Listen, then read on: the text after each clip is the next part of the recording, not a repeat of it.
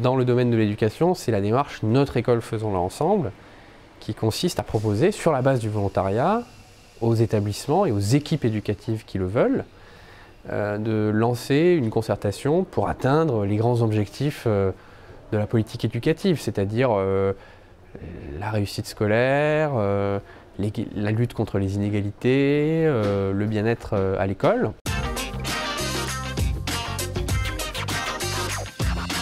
Nous sommes ici donc dans ce lycée professionnel Rému à Nîmes,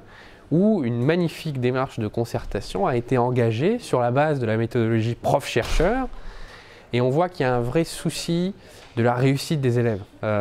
Et on voit bien à quel point on a des enseignants ici qui sont passionnés et qui sont constamment en recherche d'améliorer leur méthode d'enseignement. Et le fait qu'ils puissent décloisonner l'approche, partager avec des parents, avec des associations, avec des entreprises, sur des outils qu'on pourrait utiliser, sur des séquences, sur des visites apprenantes, sur des façons de travailler plus modulaires, plus individualisées,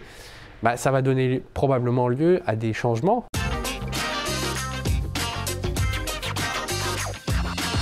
Ces projets ils vont être soutenus, accompagnés par le rectorat, puisqu'il y a ce fonds d'innovation pédagogique qui est doté de 500 millions d'euros sur la mandature.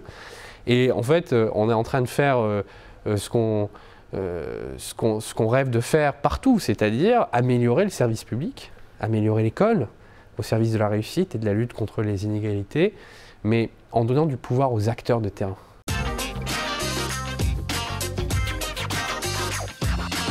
On interroge le cadre de vie et les formes et pratiques pédagogiques, on interroge la coopération dans la classe, hors la classe.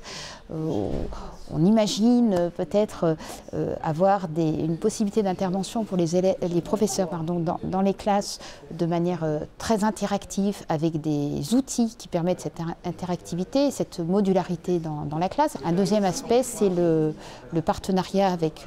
les extérieurs, les associations. On souhaite que les associations soient beaucoup plus présentes dans l'établissement pour accompagner, par exemple sur des parcours de soins des élèves en difficulté, sur des parcours éducatifs, ou bien pour former peut-être nos professeurs et nous-mêmes à la psychologie de l'enfant, aux nouveaux comportements des élèves pour lesquels nous ne sommes pas forcément préparés. Une équipe de professeurs-chercheurs permet de mettre en œuvre de manière tout à fait structurée cette émergence de l'intelligence collective. C'est vraiment toute une communauté qui est actrice de ces journées de concertation, puisque participent les personnels administratifs, les personnels de vie scolaire, les CPE, les élèves bien entendu, parce que sans les élèves on ne peut pas faire.